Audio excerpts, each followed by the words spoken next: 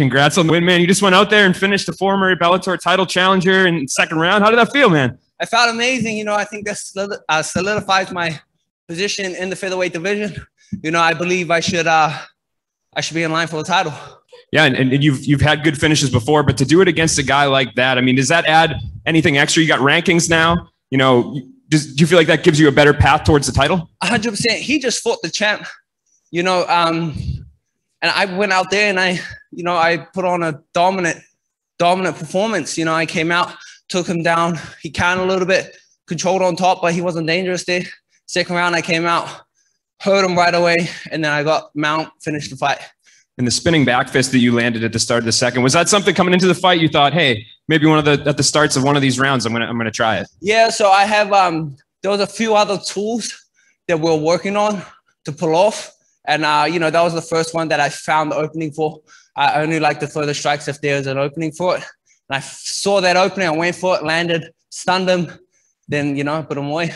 And I'm not trying to pick out the negative, but you did miss weight for this fight. It was the second time in 3 fights. Do you feel like, I guess, first off, what happened this time? And do you feel like you could correct it going forward? 100% what happened this time was, you know, we took the fight on 4-week notice. Usually I need 2 to 3 months to be able to diet my weight down correctly. But I tried my hardest. My nutritionist tried. We both tried our hardest. You know, I was cutting weight the whole entire day. And it was due. If I had a couple more weeks, I would be able to get my weight lower prior to coming here. So that's an issue that we will definitely address moving on to the next fight. We'll take a few more questions from the media joining us virtually. Go ahead, Jay.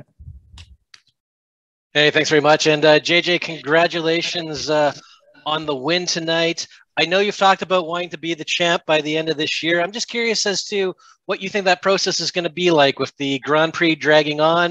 Do you see yourself, you know, maybe a couple more fights this year and maybe fighting at the end of the year? How do you think that plays out? You know, I think after the AJ McKee and Pitbull fight, we'll probably have a good time frame on when the title is going to become available. And during that process, you know, I'd like to take on the #1 contender. And in my books is Adam Birch. So I'll definitely be looking to line up a fight with him. And you took Sorry, carry on. Go ahead. As I say, you took the next question right out of my mouth with Adam Birch there. How do you see that playing out with him? He's a very tough fighter. You know, we just got done with Pedro Carvalho. So I'll be going back to my camp and we'll come up with a plan to put on a dominant performance against him so I can definitely solidify my title position. Santiago. Hi, JJ. Congratulations on a beautiful performance. That was stunning. You are still undefeated and you have been doing very good in Bellator with a couple of beautiful finishes. Can you feel it as well that Bellator is giving you a lot of great opportunities to grow? Yes, sir. I'm very grateful for Bellator. You know, they took me from my very first ever professional fight and they had brought me to the highest level in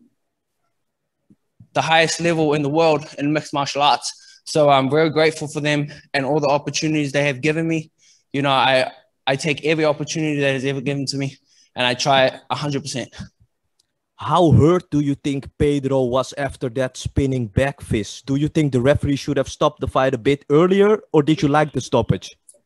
I like the stoppage. You know, I like it when the guy's tough and keeps on fighting, and Pedro Carvalho was no slouch. You know, I hit him really hard with that spinning back fist, and the man kept trucking forward. He was taking heavy shots. He took a big teep kick to the head after that, a big uppercut, a left hook, and then a right hook, and then he held in for that double leg and ate so many elbows. So, you know, credits to Pedro Carvalho for staying in there and keep fighting. You know, that's why I got into the sport. I love the heart. I love the pressure that you get put on. So, you know, I was happy with that stoppage.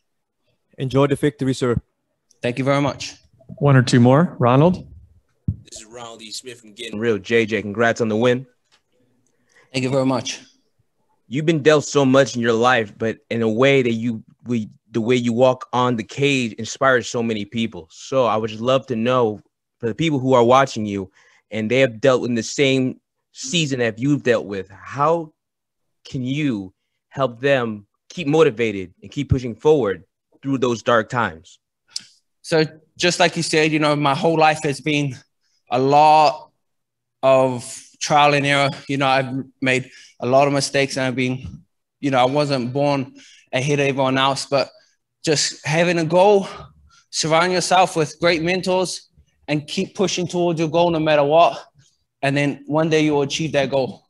You know, and that's my message I want to get out to practically everyone, you know, because as everyone knows, my sister passed away of suicide. So depression is a major thing that I try and help people get out of. So yeah, just have a goal, surround yourself with good mentors, good people, and do whatever you take to achieve your goal.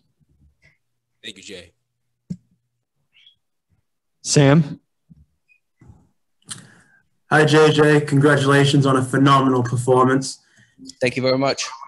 In recent years, fighting out of New Zealand, in recent years, there seems to have been this boom in MMA out of New Zealand and out of the oceanic region as a whole. Is representing where you come from, is that something that matters to you? Is that something that's important to you as you go into each fight?